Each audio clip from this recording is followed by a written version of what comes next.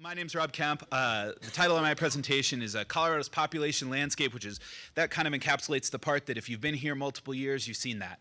And then there's kind of this end portion that I do, and this year I'm going to focus on putting our migration in perspective, so comparing Colorado to itself and then looking at how Colorado and the region that Colorado's in kind of compares to the nation. So first things we'll do is we'll go through the methodology. It's really important to us that everyone knows how we do what we do, what kind of data products we produce. In part, it's so that we make sure we're being transparent. So when you use our data, you actually know exactly kind of what you're using. So what kind of data do we provide? So here's a nice list, but in general, we create population estimates, but in doing so, there's a ton of different components that go with that. So you've got your household population, anyone living in a housing unit compared to group quarters. Those are dorms, prisons, nursing homes, places like that. We use housing units to estimate population for our smaller entities, so municipalities and special districts. And so in doing so, we have to look at how many of those housing units are occupied, how many of those are vacant, how many people live in those households. So we have all those different data points that come out of my program. And then we also estimate it for about 522 geographies. I get a couple extra every year through special districts processes. So that's everything from counties, municipalities, and then any special district that receives conservation trust funds from the lottery, who I know are popping around over there. And so we're grateful for that funding. And those go out on my population estimates. So how we do them. So our county estimates are more traditionally straight, very easy to follow demographic estimates. So you start with your base population. For us, that's the 2010 census, and then we make sure that we adjust that forward to our population date of July 1st. You add any births, you subtract any deaths, and then you've got your movers, so you've got your net migration, so you take your ins and you subtract out your outs, and then you get your new population. We go back to that base year every single year, and then we recreate every year between the base year and the present year. So every year from 2010 to 2015, next year it'll be 2016, we revise back to that base year. And what that lets us do is account for any new information we get. The Census Bureau is where we get most of our net migration data, for example, and they revise back 2 or 3 years of their migration data every year, and we get to account for that every time that we rerun these, making sure that we're the most accurate we can be. Municipal estimates, and this is the same process we use for special districts, are slightly more complicated, but at their base, we take the total number of housing units that exist in municipality. We look at about how many of those are occupied, and we get an occupancy rate. We look at how many people are in each of those occupied housing units, and we multiply those together, and we get our new population. Where it gets a little bit more complicated is that we control those to make sure that all the municipalities in Weld County, for example, sum up to the population of Weld County. And what that actually does is help us make sure that we're adequately accounting for what we believe the true population of Weld County is, because we're using a more indirect method for the municipal level estimates. These are also revised back every year to that base year.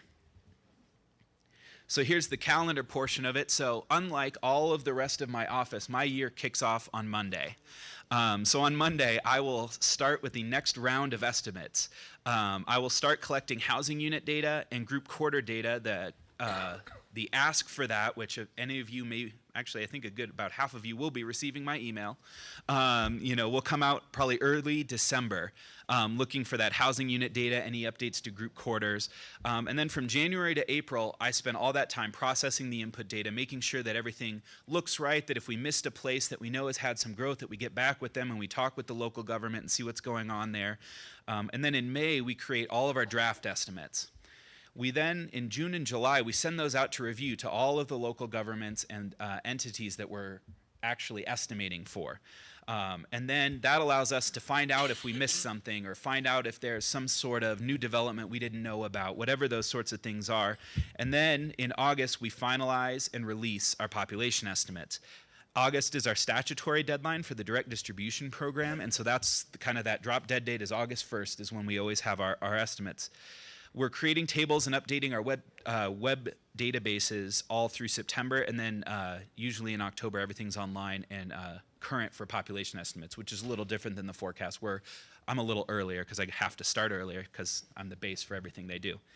So this slide is no longer very climactic because you've seen this number a couple times in other folks' presentations. But so we started in 2014 with 5.3 million. We added 66,339 births to that.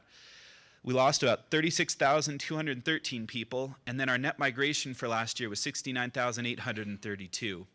Our number there is net migration, so folks that moved into the state minus folks that left. We also add in any group quarters change, so that's changes to prison populations, college populations, things like that.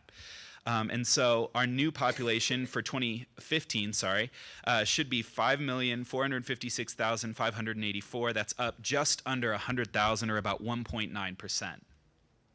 So all these numbers are great when you just look at them. It's good to have these. It's important to have that baseline.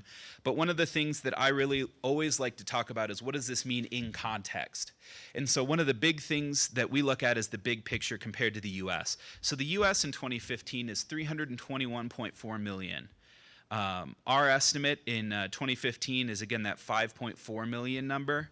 So we are actually second in the nation for growth with our 1.9% population growth. We're only behind North Dakota for 2015, and North Dakota is not looking to be in the top 5 next year for population growth with the decline in oil prices that Chris talked about. And that's interesting and important. We are second in the nation in growth, but what's really, I believe, important and remarkable and something to kind of keep in mind is that we're 7th largest in the nation in absolute growth. That's just raw number of people. So if you're California and you're in 30 million people and you grow at 0.5%, you're going to add a lot of people because you have that really large base. For us to be 7th in the nation with a base of only 5 million is truly an important development. We've actually been in this kind of top 10 for absolute growth for the last couple years, but we are at those what we would consider historically sort of regular growth rates. So that just means that all the other states aren't growing quite as fast as they have in the past either. So when we look at population change, we see 1.9%. We hear that we are the second fastest in the nation, but we're not growing everywhere, and I don't think anyone in this room thinks that we are. So when you look at this map, you've got your red, oranges, and yellows. Those are going to be counties where population is growing since 2010. Those whites and blues, those are going to be areas of population loss since 2010. You can see it's dark red from Larimer County down to El Paso County. So you've got Fort Collins to Pueblo, Colorado Springs with Pueblo also growing in just barely a little bit slower than El Paso County. You've got a little bit of growth out the I-70 corridor and a little bit in the southwestern corner. But really you see a lot of flat to slow growth in a lot of the rest of the state. So while we're growing really fast, it's really pretty geographically concentrated. Which is important to how we think about planning and how we build our forecasts. So when you look at population change, as Cindy mentioned, there's kind of a couple different things that go into it, right? There's your births and your deaths, and then there's net migration. I'm going to focus on net migration here, in part because it's the thing that people choose. So human beings are really good at about 3 things. We're really good at having babies. We're perfect at death. And we're kind of okay at moving, right? So when you look at where people are having births and deaths, you get a lot of credit for just having people there because we're really good at babies and we're perfect at dying. But when you look at net migration, you're getting people's choices and behaviors coming out in the metric. And so you look and see just how even more concentrated in the Front Range that is. A lot of that has to do with some of the economic things that Chris was talking about. In some cases, lack of broadband or the telework concept that came up in the questions. All of that influences how strongly jobs and growth in the Front Range are. So this is, I think, some people's favorite part when I go through the rankings for all the different counties. I know it's Elizabeth's favorite part. She loves these rankings. So when you look at our largest growing, so absolute number of people added, Denver County added 18,000 people last year. Far and away the largest grower. Arapahoe County, where we're seated right now, added about 11,000 to come in second.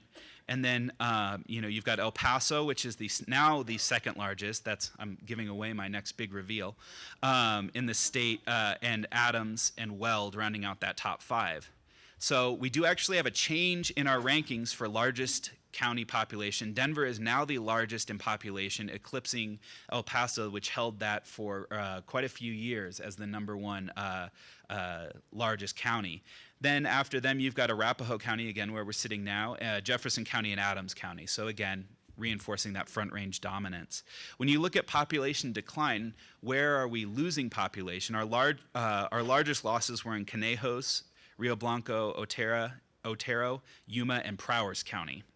Now, those losses, especially compared to your population growth, are fairly small, but we'll look at those in terms of percentage change in my next slide. When you look at our smallest counties, we reached another important milestone. For the first time since I've been doing the estimates, and since well before that, our smallest county is larger than 700 people.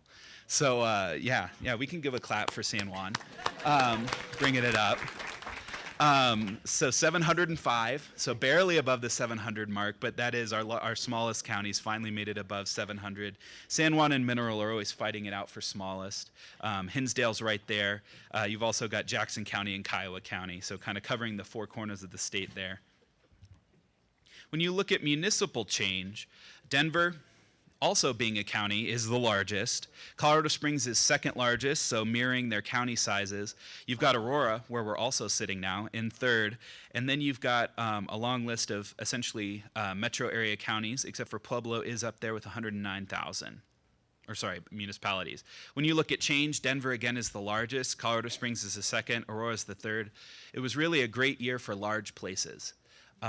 Is really where you were seeing those population change. And I will throw a shout out to number 10 on that list, which is my city, or town, I guess, of Castle Rock, adding 2,000 folks, making the top 10 there. So when we look at percentage changes on county, when the Census Bureau released their counties, Broomfield got a lot of press for being one of the fastest growing counties in the nation. And what's really interesting about that from our perspective is not just that Broomfield's growing a lot, which is important on its own, but a lot of that was actually 65 and over growth.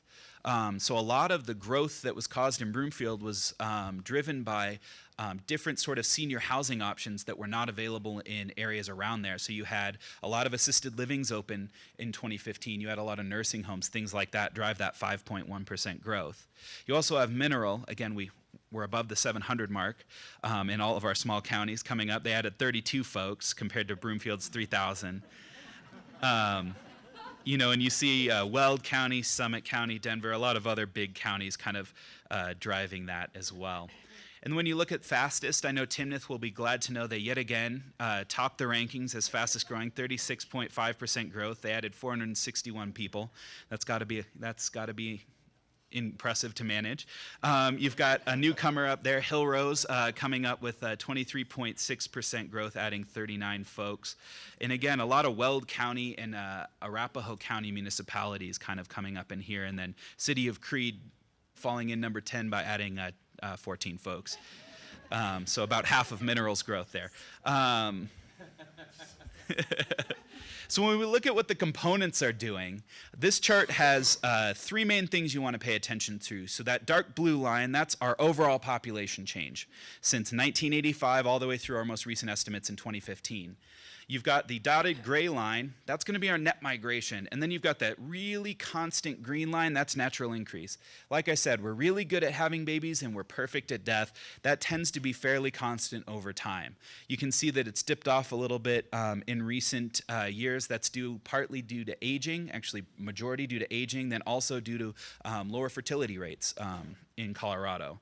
What I really want to talk about, because it's my transition into my next section about net migration, is Colorado's net migration compared to itself.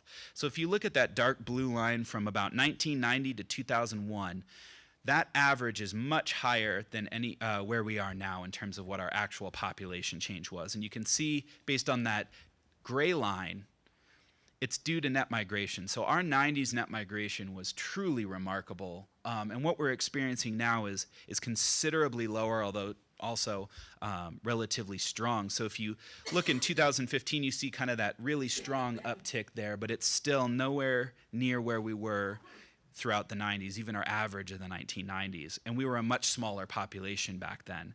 So while our net migration gets a lot of press, and it really is important and impressive, it's in a historical context, it's not nearly as influential as it has been in our relatively recent past, in the last 25, 26 years. So the next thing I want to do to put net migration in particular in perspective is to look at this regionally across the US. So all my charts, I'll orient you here for this next 3 or 4, have a little picture of the US in the corner, and they've got different regions. So this first chart shows all of our regions and where net migrants are going. This is total number of net migrants. The vast majority of net migrants in the US are going to the what's called the South Atlantic. So that's the areas basically from Maryland all the way down to Florida, hugging the East Coast. So the South, you'll hear a lot about this when you look at census data, is one of our fastest growing regions. It's one of our largest growing regions of our country. When you look at where it's going next, it's the West-South Central is what they call it, but what that really encompasses is Texas. So Texas is another really large net migration place. That's driving that region. And in third place, you've got the Pacific region. That's pretty much California. Alaska and Hawaii are also included in that, as well as Oregon and Washington. And then in pink, which is what our region will be in for the rest of these charts, is our region, which encompasses basically from Montana and Idaho all the way on the Canadian border, all the way down to Arizona and New Mexico on the Mexican border. And so when you look at us, we're adding a fair number of people, and certainly Colorado is an important piece of that. And when you look at the rest of the country, there's just not a lot of change going on. Even the declines in the East North Central, which we would call kind of that central northern Midwest, so that's mostly driven by Illinois and Michigan, these declines, it's not nearly as large as what we're adding in other places. So a lot of the rest of the country, mobility is just much lower than it is in the South and the West. And so the first chart I created, this chart is a joke. I'll prime you so that you'll laugh. There we go. And so, you know, I first thought, this is a great idea. I'll make this chart. I'll have all the different regions on it. And then I started explaining it to someone, and they glazed over instantly. So have no fear. I have made an adjustment. I will focus on the parts only that we want to look at. And so our fastest growing regions actually coincide, interestingly, with our largest growing regions. That isn't always the case, especially because that South Central region with Texas in it, and then the South Atlantic region that has Florida, Georgia, North Carolina, Virginia, those are all very large states. So once you account for population size, sometimes you're not seeing as fast a growth as you think. But really what you see is that southeastern seaboard really driving net migration in the country.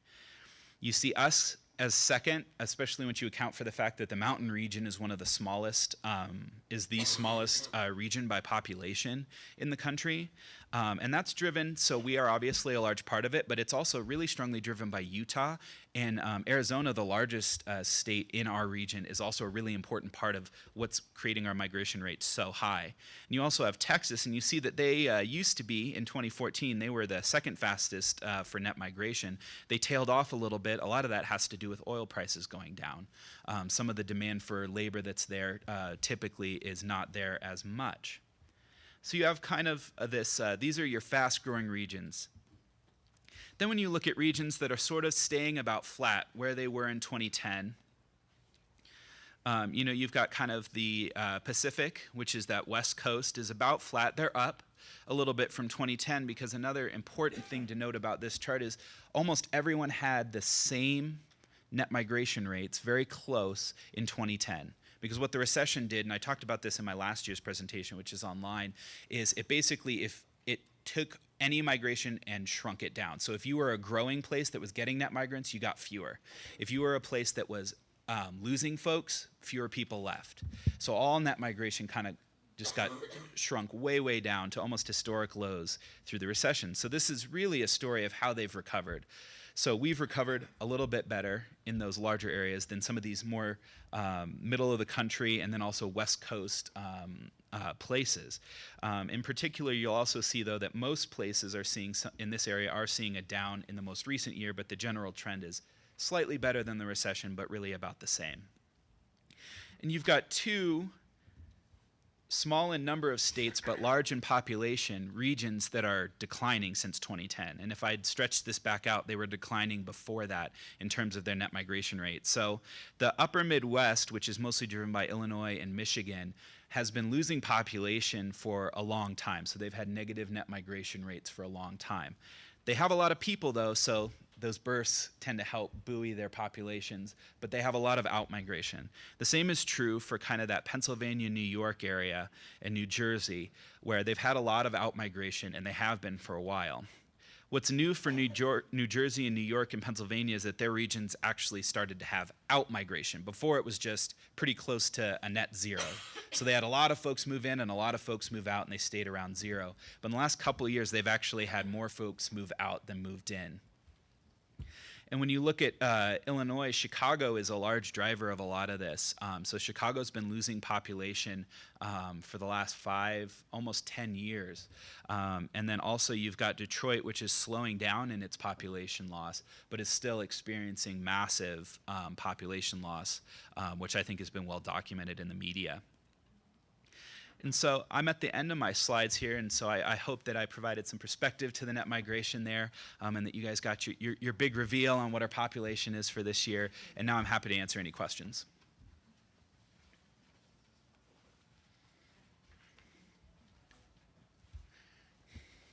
Hi there.